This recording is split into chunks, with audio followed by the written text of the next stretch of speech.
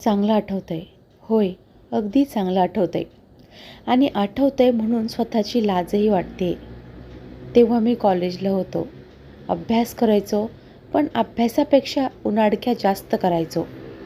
उनाडक्या करायला पैसा लागायचा आणि पैसा कमवायची तर काही अक्कल नव्हती. म्हणून मग वडिलांबरोबर खोटं बोलायचो आणि त्यांच्याकडून पैसे उकळायचो. बाप आमचा अडाणी, म्हणजे तसा शिकलेला एसटीत कंडक्टर, पण नाकाच्या सरळ रेषेत चालण्याची सवय असल्यानं बाकी भानगडीत पडत नव्हता. पोरगा मोठ्या कॉलेजला शिकतोय याच्यातच त्यांना मोठं समाधान वाटायचं. मग उसणं पासणं कर, उपाशी राहून डबल ड्युटी कर, असलं काय काय करून ते मला पैसे द्यायचे. आणि मग मी पोरांसोबत पिक्चरला जायचो, फिरायला जायचो, पोरी फिरवायचो. एकदा तर एक पोरगी म्हणाली, तुझे वडील काय काम करतात? तर ते कंडक्टर आहेत हे मला सांगायला लाज वाटली. म्हणून मी तिला ते एस टी डेपोचे मॅनेजर आहेत असं सांगितलं होतं. तसं सांगितल्यावर ती मला पटली होती आणि तिला ते कंडक्टर आहेत हे कळाल्यावर ती सोडूनही गेली होती. ती गेली तेव्हा लई वाईट वाटलं होतं, पण आता ती गेल्याचं बरं वाटतं आहे. आणि आपला बाप काय चीज होता हे आठवलं की आपण त्याला किती फसवलं हे आठवून वाईट वाटतं. बाप जीवापाड प्रेम करायचा, पण त्या वयात मला त्यांचं प्रेम कळतच नव्हतं. माझा जन्म झाल्यानंतर वर्षभरात आई आजारपणानं अपंग झाली. त्यावेळी आईचं वय होतं 21 आणि वडिलांचं वय होतं फक्त 24.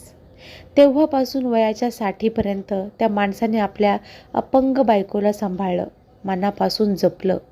कारण फक्त एकच होतं, मी दुसरं लग्न करेन, पण काय गॅरंटी की दुसरी बायको माझ्या मुलांना खऱ्या आईचं प्रेम देईल.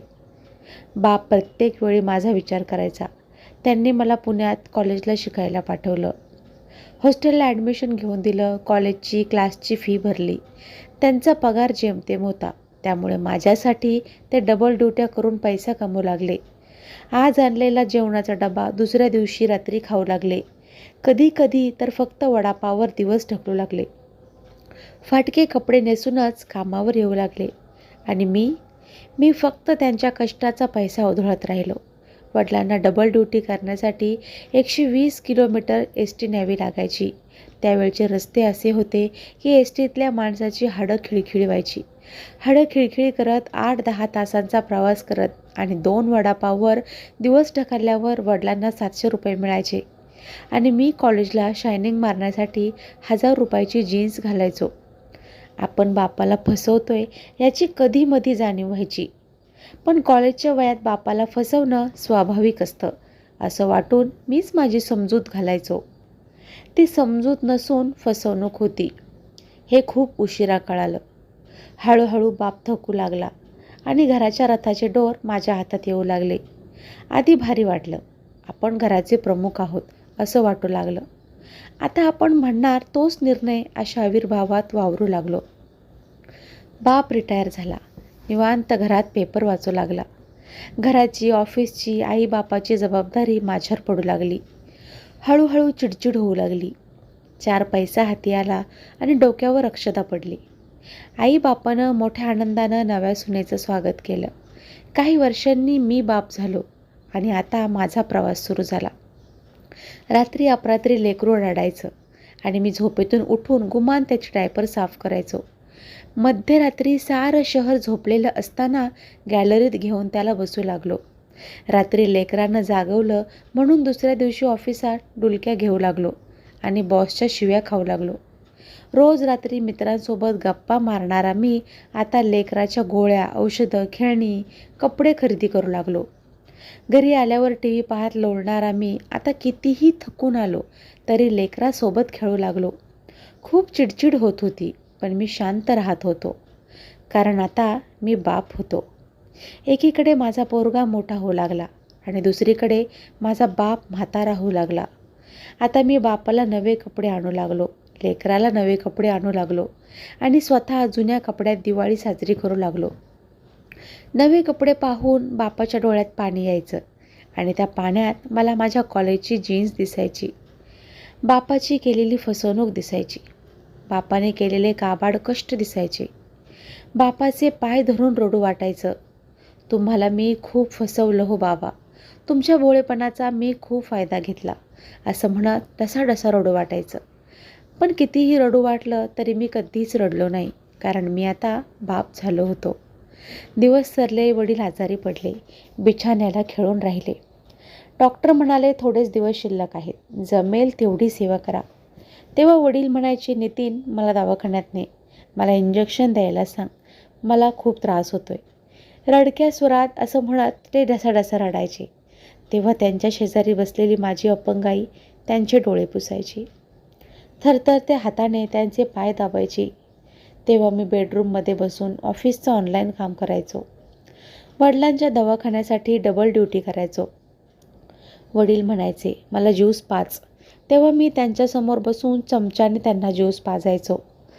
जसं मी माझ्या लेकराला ज्यूस पाजला तसा मी बापाला ज्यूस पाजत होतो. माझा नातू झोपला का असं त्यांनी विचारलं. त्यावर मी होकार दिला आणि म्हणालो, तुम्हीही आता शांत झोपा, सारखं सारखं करू नका, झोपमोड होते. नाराजीतच त्यांनी होकार दिला आणि झोपले. क्षणभर माझ्या हाताला हात लावला आणि स्मित करत म्हणाले, तू ज्यूस पाजला, बरं वाटलं, आता बघ कसा शांत झोपतो. त्यांच्या या वाक्यावर मीही स्मित करत होकार दिला आणि लाईट बंद केली. पहाटे उठलो आणि वडिलांची तब्येत कशी आहे हे पाहण्यासाठी लाईट चालू केली आणि काळजात स्फोटच झाला. बाप आम्हाला कायमचा सोडून गेला होता, आता बघ कसा शांत झोपतो, असं म्हणत स्मित करत ते झोपले, तर परत न उठण्यासाठीच.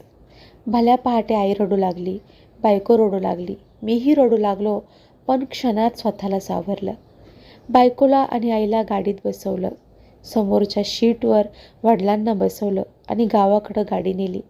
आई रडत होती, बायको रडत होती, वडील शांत होते आणि मीही शांत होतो.